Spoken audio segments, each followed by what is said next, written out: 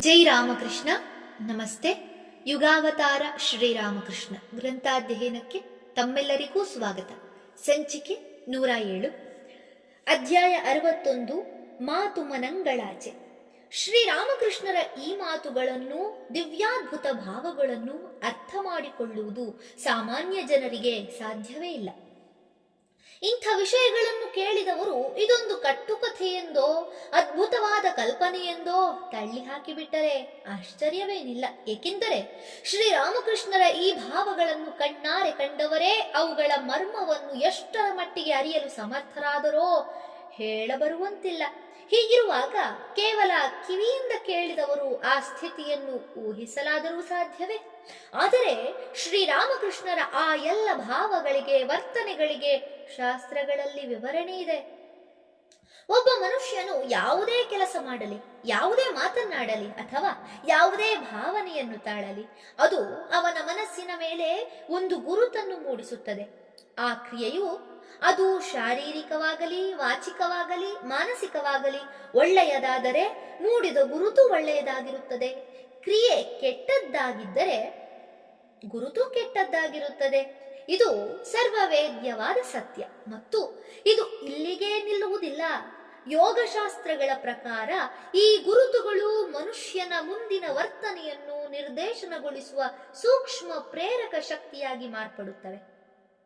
ಹಾಗೂ ಮೇರುದಂಡದ ಅಂದರೆ ಬೆನ್ನುಹುರಿಯ ಕೆಳಭಾಗದಲ್ಲಿರುವ ಮೂಲಾಧಾರವೆಂಬ ಚಕ್ರದಲ್ಲಿ ಶಾಶ್ವತವಾಗಿ ನೆಲೆಸುತ್ತವೆ. ಈ ಶಕ್ತಿಯನ್ನೇ ಸಂಸ್ಕಾರವೆಂದು ಕರೆಯುತ್ತಾರೆ. ಮನುಷ್ಯನು ಮುಂದೆ ಮಾಡಲಿರುವ ಒಳ್ಳೆಯ ಅಥವಾ ಕೆಟ್ಟ ಕಾರ್ಯಗಳಿಗೂ ಈ ಸಂಸ್ಕಾರಗಳೇ ಕಾರಣ.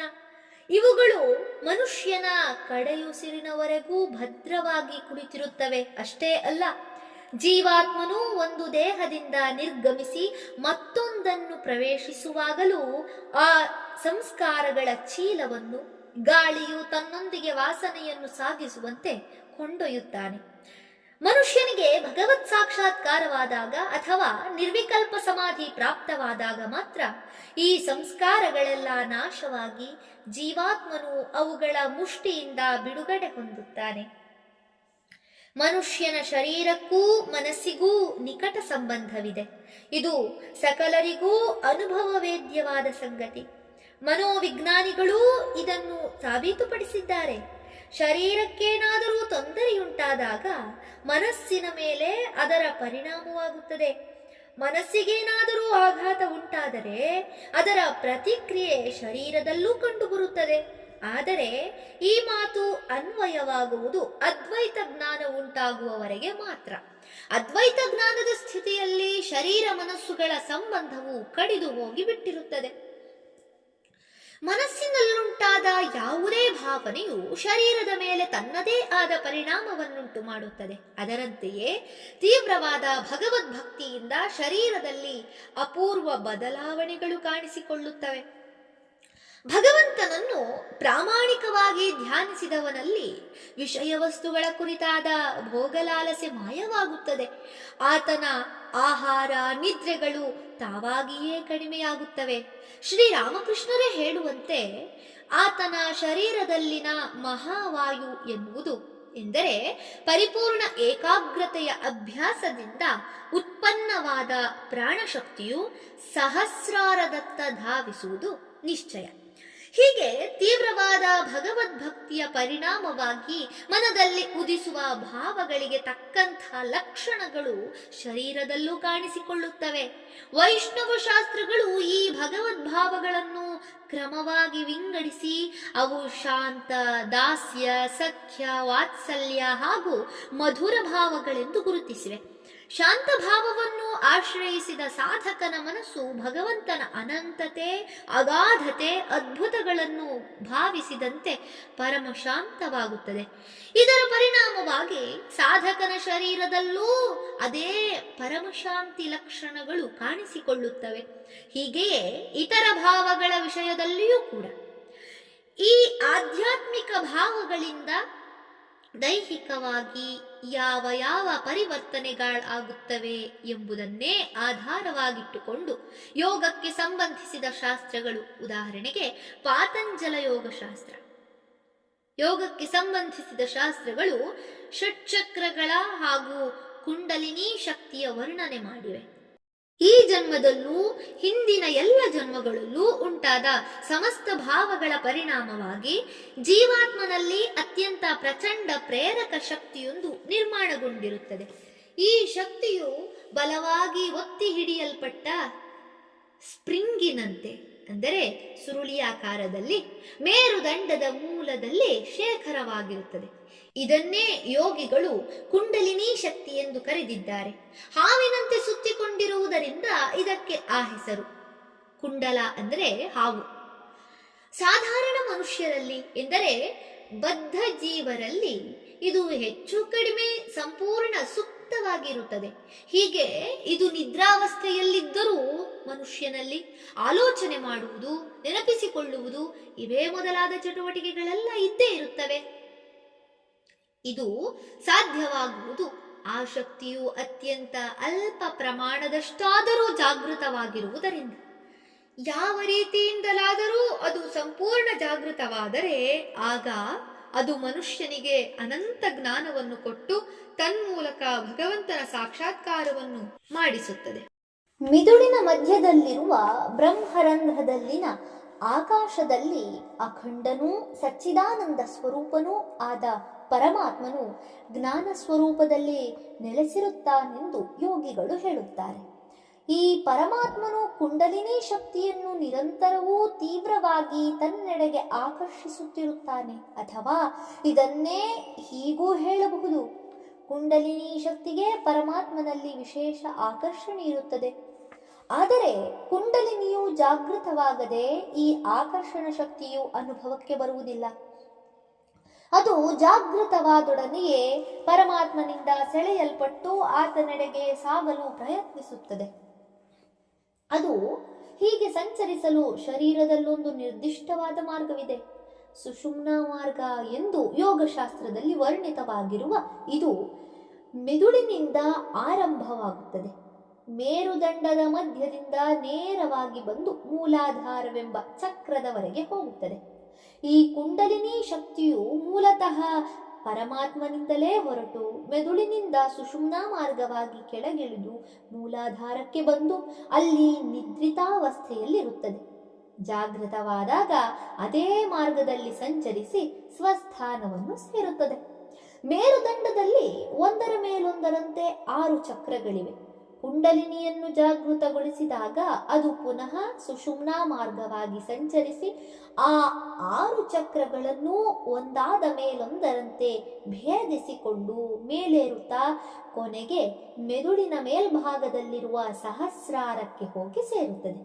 ಯೋಗಶಾಸ್ತ್ರದಲ್ಲಿ ಈ ಚಕ್ರಗಳ ಹೆಸರುಗಳನ್ನೂ ಸ್ಥಾನಗಳನ್ನು ಹೀಗೆ ವಿವರಿಸಲಾಗಿದೆ. ಮೇರುದಂಡದ ಕೆಳ ತುದಿಯಲ್ಲಿರುವುದು ಮೂಲಾಧಾರ. ಅದರ ಮೇಲಿರುವ ಲಿಂಗ ಮೂಲದಲ್ಲಿ ಸ್ವಾಧಿಷ್ಠಾನ. ಅದರ ಮೇಲಿರುವ ನಾಭಿಸ್ಥಾನದಲ್ಲಿ ಮಣಿಪೂರ. ಅದಕ್ಕಿಂತಲೂ ಮೇಲಿರುವ ಹೃದಯ ಸ್ಥಾನದಲ್ಲಿ ಅನಾಹತ. ಅದಕ್ಕಿಂತಲೂ ಮೇಲಿರುವ ಕಂಠ ಪ್ರದೇಶದಲ್ಲಿ ವಿಶುದ್ಧ ಮತ್ತು ಭ್ರೂಮಧ್ಯದಲ್ಲಿರುವುದು ಆಜ್ಞಾಚಕ್ರ. ಈ ಚಕ್ರಗಳೆಲ್ಲ ಇರುವುದು ಮೇರುದಂಡದ ಮಧ್ಯದಲ್ಲಿರುವ ಸುಷುಮ್ನಾ ಮಾರ್ಗದಲ್ಲಿಯೇ. ಹೃದಯ ಸ್ಥಾನ, ಕಂಠ ಪ್ರದೇಶ ಎಂದು ಹೇಳಿದಾಗ ಅದರ ಎದುರಿಗಿರುವ ಮೇರು ಸ್ಥಾನದಲ್ಲಿ ಎಂದೇ ತಿಳಿಯಬೇಕು. ಕುಂಡಲಿನಿಯು ಜಾಗೃತವಾಗಿ ಒಂದೊಂದು ಚಕ್ರವನ್ನು ಕ್ರಮಿಸುತ್ತಾ ಸಾಗಿದಂತೆ ಜೀವಾತ್ಮನಿಗೆ ಒಂದೊಂದು ಪ್ರಕಾರದ ಅಭೂತಪೂರ್ವ ಅನುಭವ ಉಂಟಾಗುತ್ತದೆ. ಅಂತಿಮವಾಗಿ ಅದು ಸಹಸ್ರಾರವನ್ನು ತಲುಪಿದೊಡನೆಯೇ ಆತನಿಗೆ ಆಧ್ಯಾತ್ಮಿಕ ಜ್ಞಾನದ ಪರಮಾನುಭವ, ಎಂದರೆ ಆಗ ಅದ್ವೈತ ಜ್ಞಾನದ ಬೋಧೆಯುಂಟಾಗಿ ಸಕಲ ಕಾರಣಗಳಿಗೂ ಕಾರಣನಾದ ಕಾರಣಂ ಕಾರಣಾನಾಂ ಆದ ಪರಮಾತ್ಮನೊಂದಿಗೆ ತನ್ಮಯತೆಯುಂಟಾಗುತ್ತದೆ. ಇವೆಲ್ಲವೂ ಯೋಗಶಾಸ್ತ್ರಗಳಲ್ಲಿ ಬರೆದಿಡಲಾಗಿರುವ ಜಟಿಲ ಗೂಢತಮ ವಿಷಯಗಳು. ಆದರೆ ಈ ವಿಷಯಗಳಾವುದನ್ನು ಅಧ್ಯಯನ ಮಾಡುವ ಗೋಜೆಗೆ ಹೋಗದೆ ಏಕನಿಷ್ಠೆಯಿಂದ ಸಾಧನೆ ಮಾಡಿದವರು ಶ್ರೀರಾಮಕೃಷ್ಣರು. ಇಂತಹ ಸಾಧನೆಯಿಂದ ತಮಗುಂಟಾದ ಪರಮಾದ್ಭುತ ಅನುಭವಗಳನ್ನು ಮುಂದೆ ಅವರು ತಮ್ಮ ಶಿಷ್ಯರಿಗೆ ಸುಲಭ ಮಾತುಗಳಲ್ಲಿ ತಿಳಿಸುವ ಪ್ರಯತ್ನ ಮಾಡುತ್ತಾರೆ. ನೋಡಿ, ಕುಂಡಲಿನಿ ಜಾಗೃತವಾದರೆ ಏನಾಗುವುದು ಗೊತ್ತೇ? ಪಾದದಡಿಯಿಂದ ಯಾವುದೋ ಒಂದು ಶಕ್ತಿ ಜುಮ್ಮನೆ ತಲೆಗೇರತೊಡಗುತ್ತದೆ. ಅದು ಸಹಸ್ರಾರವನ್ನು ಮುಟ್ಟುವವರೆಗೂ ಪ್ರಜ್ಞೆ ಇರುತ್ತದೆ. ಆದರೆ ಅದು ಸಹಸ್ರಾರವನ್ನು ಮುಟ್ಟಿತೆಂದರೆ ನಾನು ಸಂಪೂರ್ಣ ಬಾಹ್ಯಜ್ಞಾನ ಶೂನ್ಯನಾಗಿ ಬಿಡುತ್ತೇನೆ. ಆಗ ಮಾತನಾಡುವುದಿರಲಿ, ನೋಡುವುದು ಕೇಳುವುದು ಕೂಡ ಸಾಧ್ಯವಾಗುವುದಿಲ್ಲ. ನಾನು ನೀನು ಎಂಬ ಭೇದವೇ ಇಲ್ಲದಂತಾದಾಗ ಮಾತನಾಡುವವರಾದರೂ ಯಾರು? ಅದು ಕ್ರಮವಾಗಿ ಏರುತ್ತಿರುವಾಗ ಎಷ್ಟೋ ದರ್ಶನಗಳಾಗುತ್ತವೆ. ಅವುಗಳನ್ನೆಲ್ಲ ನಿಮಗೆ ಹೇಳಬೇಕೆಂಬ ಆಸೆ ನನಗೆ. ಆದರೆ ಅಂದರೆ ತಮ್ಮ ಹೃದಯವನ್ನು ತೋರಿಸುತ್ತಾ ಅದು ಇಲ್ಲಿಗೆ ಬರುವವರೆಗೆ ಮಾತ್ರ, ಅಥವಾ ಹೆಚ್ಚೆಂದರೆ ಕಂಠವನ್ನು ತೋರಿಸಿ ಇಲ್ಲಿಗೆ ಬರುವವರೆಗೂ ಮಾತನಾಡಬಹುದು. ಅಂತೆಯೇ ನಾನು ಮಾತನಾಡುತ್ತಲೂ ಇರುತ್ತೇನೆ. ಆದರೆ ಆ ಶಕ್ತಿಯು ಇದನ್ನು ಅಂದರೆ ಕಂಠವನ್ನು ಬಿಟ್ಟು ಮೇಲೇರಿತೆಂದರೆ ಯಾರೋ ನನ್ನ ಬಾಯಿ ಮುಚ್ಚಿದಂತಾಗಿ ಬಿಡುತ್ತದೆ. ತಕ್ಷಣ ನಾನು ಪ್ರಜ್ಞಾಶೂನ್ಯನಾಗುತ್ತೇನೆ. ಅದನ್ನು ತಡೆಯಲು ನನ್ನಿಂದ ಸಾಧ್ಯವೇ ಇಲ್ಲ. ಅದು ಕೊರಳಿನ ಹಂತವನ್ನು ಮೀರಿದಾಗ ಎಂತಹ ಅನುಭವವಾಗುತ್ತದೆ ಎಂದು ವಿವರಿಸ ಹೊರಟರೆ ಏನಾಗುತ್ತದೆ ಗೊತ್ತೇ?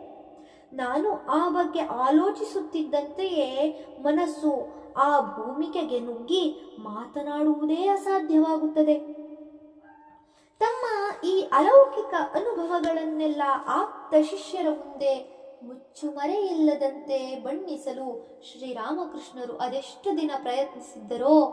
ಅಂತಹ ಒಂದು ದಿವ್ಯಾದ್ಭುತ ಗಳಿಗೆಯಲ್ಲಿ ಅಲ್ಲಿದ್ದ ಒಬ್ಬ ಭಾಗ್ಯಶಾಲಿ ಶಿಷ್ಯ ಅದನ್ನು ಹೀಗೆ ವಿವರಿಸುತ್ತಾನೆ. ಒಂದು ದಿನ ಶ್ರೀರಾಮಕೃಷ್ಣರು, ಇಂದು ನಿಮಗೆ ನಾನು ಎಲ್ಲವನ್ನೂ ಹೇಳಿಬಿಡುತ್ತೇನೆ, ಒಂದಿಷ್ಟೂ ಗುಟ್ಟು ಮಾಡುವುದಿಲ್ಲ ಎಂದು ಹೇಳಿ ಪ್ರಾರಂಭಿಸಿದರು.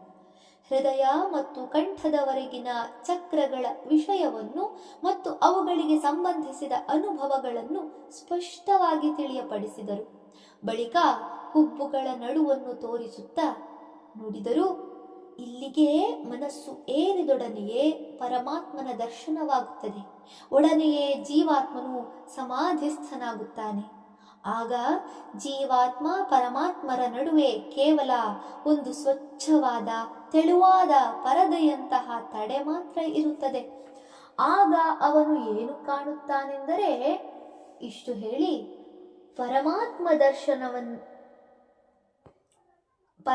ದರ್ಶನದ ವಿಷಯವನ್ನು ಬಣ್ಣಿಸ ಹೊರಟರು. ಅಷ್ಟರಲ್ಲಿಯೇ ಸಮಾಧಿಸ್ಥರಾದರು. ಸ್ವಲ್ಪ ಹೊತ್ತಿನ ಮೇಲೆ ಬಾಹ್ಯ ಪ್ರಜ್ಞೆಗೆ ಮರಳಿದರು. ಆಗ ಪುನಃ ಆ ಅನುಭವವನ್ನು ವಿವರಿಸಲು ಹೊರಟರು. ಮತ್ತೆ ಸಮಾಧಿಗೇರಿದರು. ಹೀಗೆ ಮತ್ತೆ ಮತ್ತೆ ಪ್ರಯತ್ನ ಮಾಡಿದರೂ ಮತ್ತೆ ಸಮಾಧಿಯುಂಟಾಗಿ ಅದನ್ನು ವಿವರಿಸಲು ಕೊನೆಗೂ ಅವರಿಂದಾಗಲೇ ಇಲ್ಲ. ಆಗ ಅವರು ಕಣ್ಣೀರು ತುಂಬಿ, ಅಪ್ಪಾ, ಒಂದು ಸ್ವಲ್ಪವೂ ಮುಚ್ಚುಮರೆ ಮಾಡದೆ ಎಲ್ಲವನ್ನೂ ನಿಮಗೆ ತಿಳಿಸಿಬಿಡಬೇಕು ಎಂದು ನಿಜವಾಗಿಯೂ ನನಗೆ ತುಂಬ ಆಸೆ ಇದೆ. ಆದರೆ ಏನು ಮಾಡಲಿ? ಏನೇ ಆದರೂ ತಾಯಿ ಅದನ್ನು ಹೇಳಲು ಬಿಡುವುದಿಲ್ಲ. ಆಕೆ ನನ್ನ ಬಾಯಿಯನ್ನು ಮುಚ್ಚಿಬಿಡುತ್ತಾಳೆ ಎಂದರು. ಇದನ್ನೆಲ್ಲ ನೋಡುತ್ತಾ ಕುಳಿತಿದ್ದ ನಾವೆಲ್ಲ ಅವಾಕ್ಕಾಗಿ ಭಾವಿಸಿದೆವು. ಆಹಾ, ಇದೇನು ಅದ್ಭುತ! ಅವರು ತಿಳಿಸಬೇಕೆಂದು ಅದೆಷ್ಟು ಪ್ರಯತ್ನ ಪಡುತ್ತಿದ್ದಾರೆಂಬುದು ನಮಗೆ ಗೊತ್ತಾಗುತ್ತಿದೆ. ಆದರೆ ಅದನ್ನು ವ್ಯಕ್ತಪಡಿಸಲಾಗದೆ ಸಂಕಟ ಪಡುತ್ತಿರುವುದೂ ಕಾಣುತ್ತಿದೆ. ಇದೇನ ನ್ಯಾಯ? ಆ ಹೆಂಗಸು ಜಗನ್ಮಾತೆ ತುಂಬ ದುಷ್ಟಳೇ ಸರಿ. ಇಲ್ಲದಿದ್ದರೆ ಅಂಥ ಪುಣ್ಯದ ವಿಷಯವನ್ನು, ಭಗವತ್ ಸಾಕ್ಷಾತ್ಕಾರದ ವಿಷಯವನ್ನು ಹೇಳಲು ಹೊರಟಾಗ ಅವರ ಬಾಯಿ ಮುಚ್ಚುವುದೇಕಪ್ಪ ಎಂದು. ಆದರೆ ಯಾವ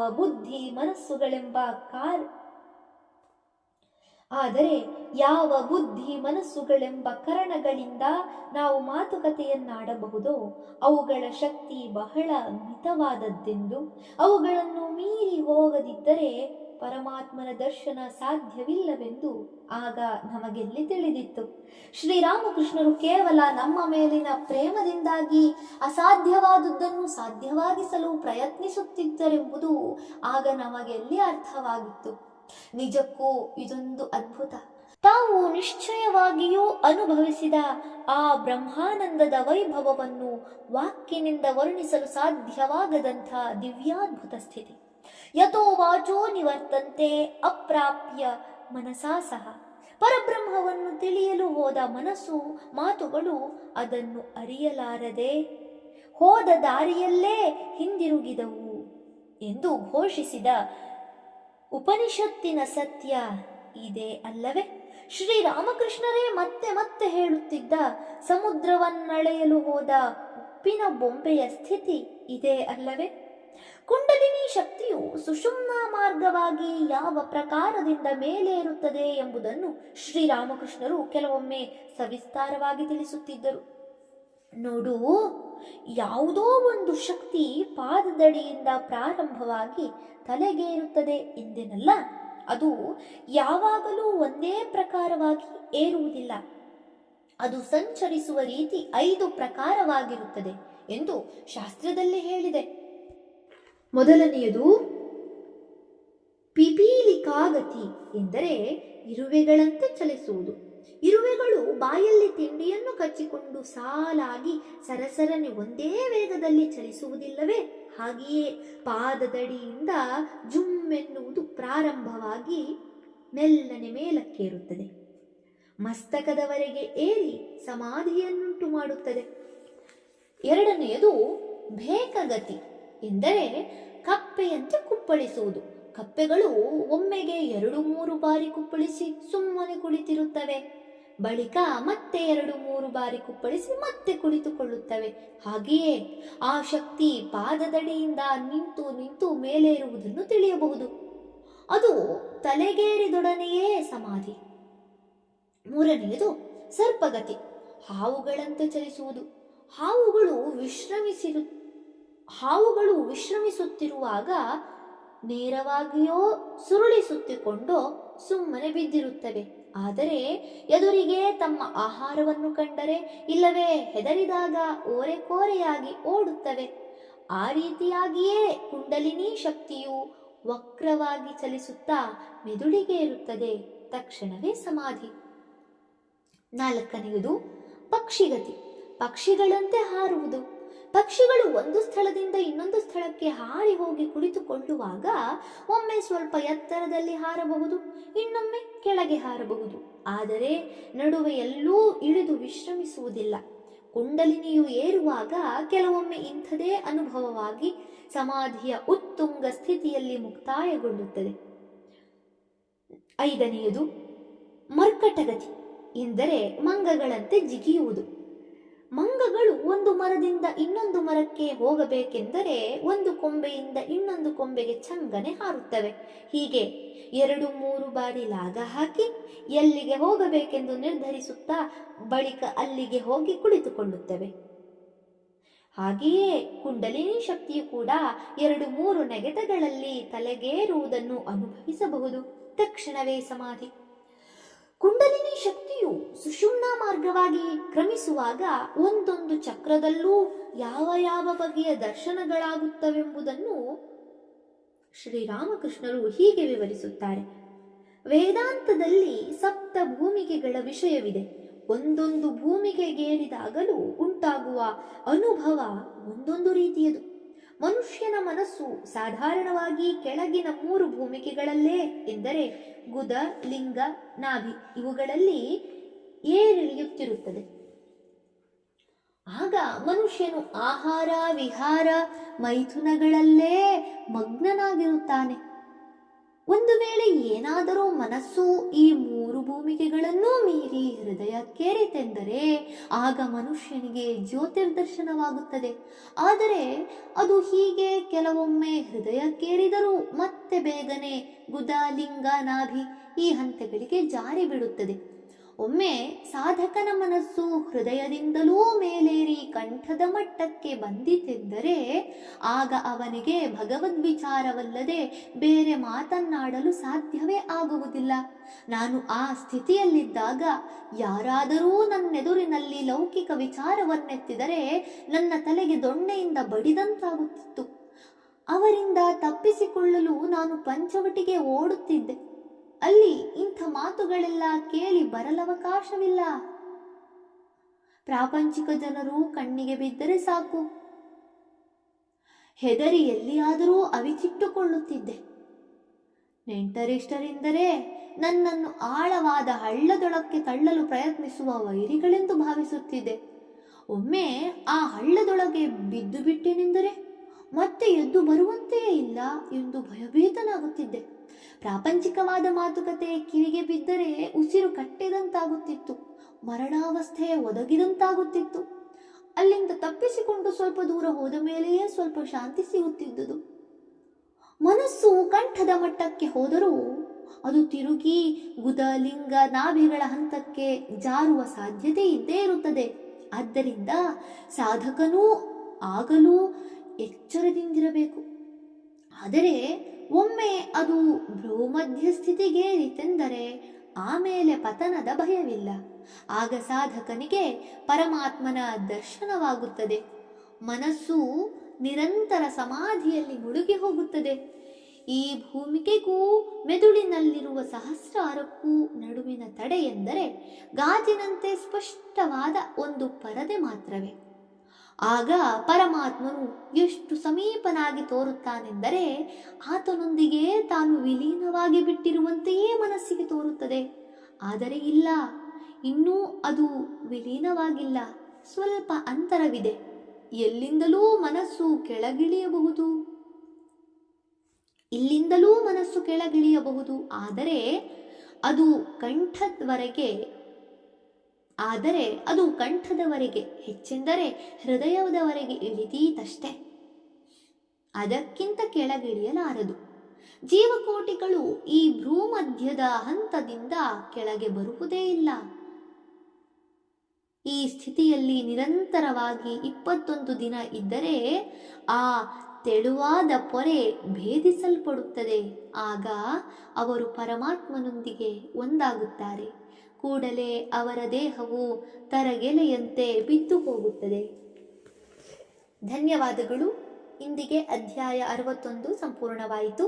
ಮುಂದಿನ ಸಂಚಿಕೆಯಲ್ಲಿ ಹೊಸ ಅಧ್ಯಾಯವನ್ನು ಪ್ರಾರಂಭಿಸೋಣ. ಓಂ ಶಾಂತಿ ಶಾಂತಿ ಶಾಂತಿ. ಹರಿ ಓಂ ತತ್ಸತ್. ಶ್ರೀರಾಮಕೃಷ್ಣಾರ್ಪಣಮಸ್ತು. ಸರ್ವೇ ಜನ ಸುಖಿನೋ ಭವಂತು. ಜೈ ಶ್ರೀಮಾತಾ.